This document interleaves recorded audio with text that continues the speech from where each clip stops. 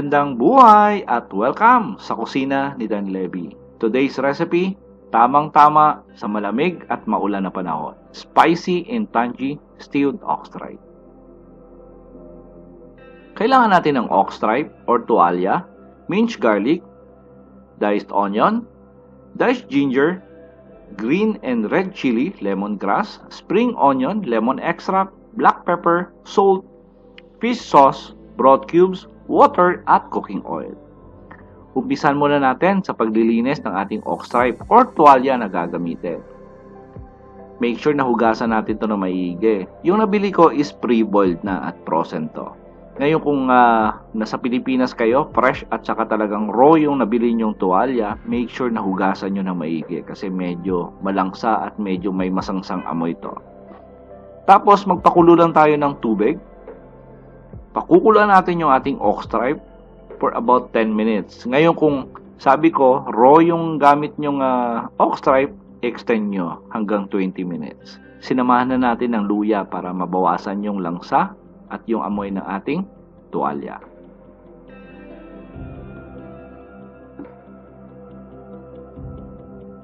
Ten minutes nating pakukuluan.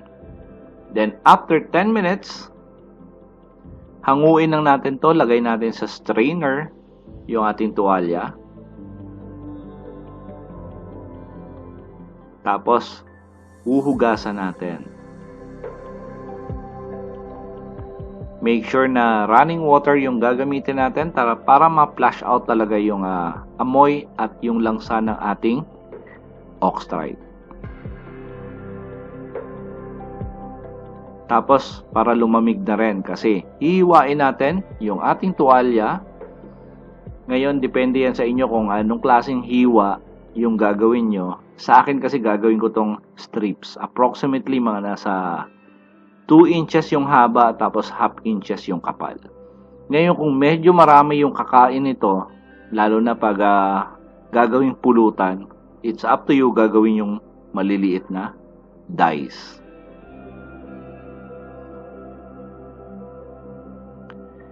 Tapos yung ating bawang naman, pipit-pitin muna natin para matanggal natin yung balat ng ating bawang. Yan yung pinaka-effective na technique para matanggal yung balat ng ating bawang. Hiwain natin to, i-slice muna natin to. Tapos pag na-slice na natin ng maigi, hihiwain natin ng pinong-pino. Lumalabas talaga yung lasa ng bawang pag ito'y hinihiwa nyo ng pinong-pino, lalo na pag igigisa natin. At make sure matalim yung kutsilyo nyo para talaga mahiwa nyo ng pino.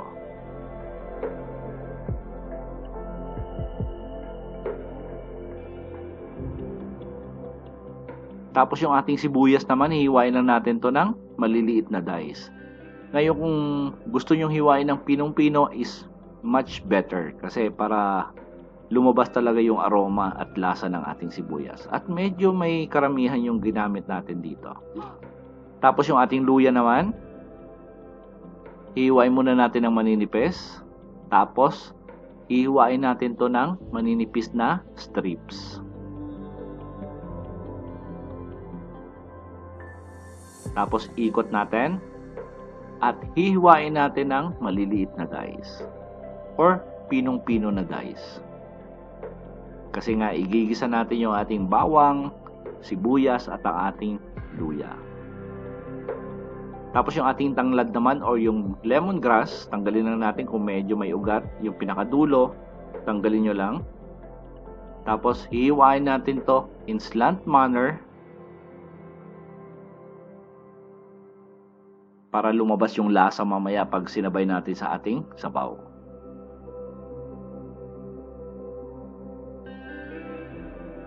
Tapos yung ating red at saka yung green chili, ihiwain natin to ng pinong-pino. Ngayon kung medyo mahal yung red chili sa lugar nyo, pwede naman na green chili lang yung gagamitin nyo. Pero kung gusto nyo talaga ng mas maanghang, mas maganda pag ginamit nyo ay red chili. Talagang kumakagat talaga yung anghang.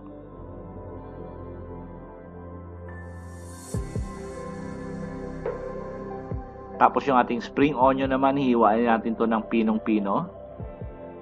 ito yung lalong magpapasarap ng ating sabaw mamaya kasi nagbibigay ito ng magandang aroma doon sa ating sabaw. At maganda rin pag medyo marami yung ating spring onion na gagamitin. Tapos yung ating lemon, hihiwain lang natin ito sa gitna. Tapos pipigain lang natin yan mamaya pag malapit na maluto yung ating stewed ox tripe. Magpainit lang ng konting mantika dito sa ating paglulutuan, tapos isusutay natin yung ating bawang. Saglit lang, ilalight brown lang natin, tapos sunod na natin yung ating luya.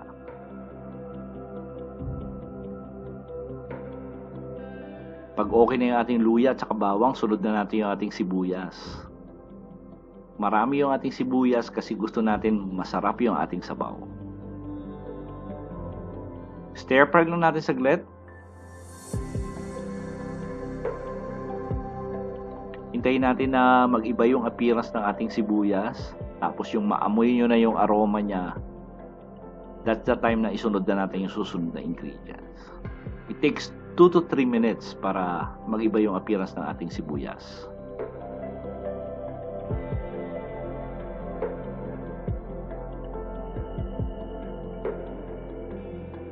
Tapos pag okay na, lagay na natin yung ating pinakuluang ox tripe o yung tuwalya. Tawag dito rin goto rin yung tawag nito. Maraming term to, tuwalya, tripe, ox tripe. Susutay lang natin saglit. Tapos pag okay na, lagay na natin yung ating green at saka yung red chili. At saka yung ating lemongrass. Haluin natin saglit.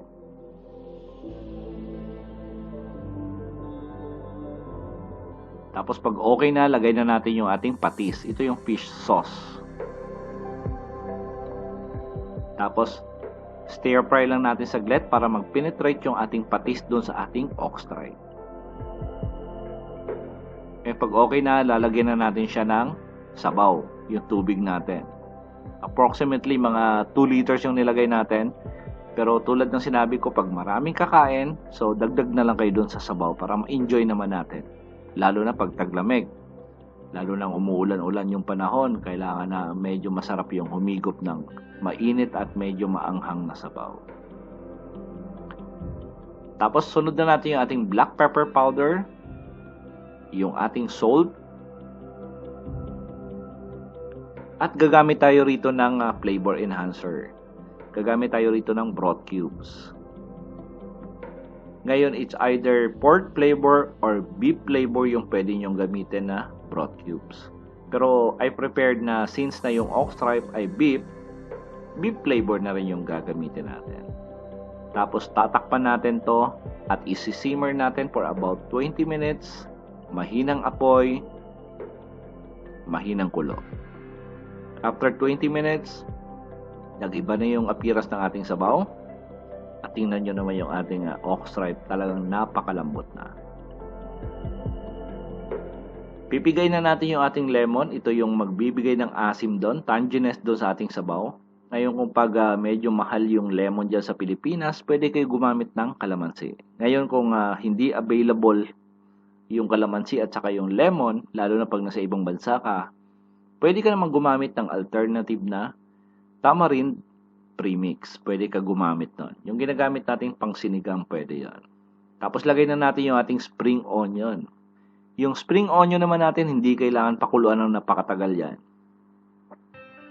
Less than 30 seconds, pwede na natin i-serve at i-enjoy yung ating spicy and tangy stewed ox tripe.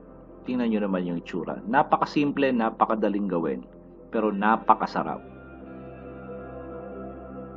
Sprinkle tayo ng spring onion for garnishing purposes only. Tapos, lagay tayo ng red chili. Sa mga gusto pang medyo may sipa pa ng anghang. Sa lahat po na nagkagusto ng ating recipe for today, please like the video. Tapos, kung meron kayong suggestions or comment, sulat po sa baba. At saka sa mga supporter natin at subscriber na nanonood ngayon ng ating recipe, salamat po. At sa mga bago nating bisita sa ating channel, please don't forget to subscribe. Tapos pindutin yung notification bell para updated kayo sa mga susunod pa nating masasarap na recipe. Thanks for watching at ito ang kusina ni Dan Levi.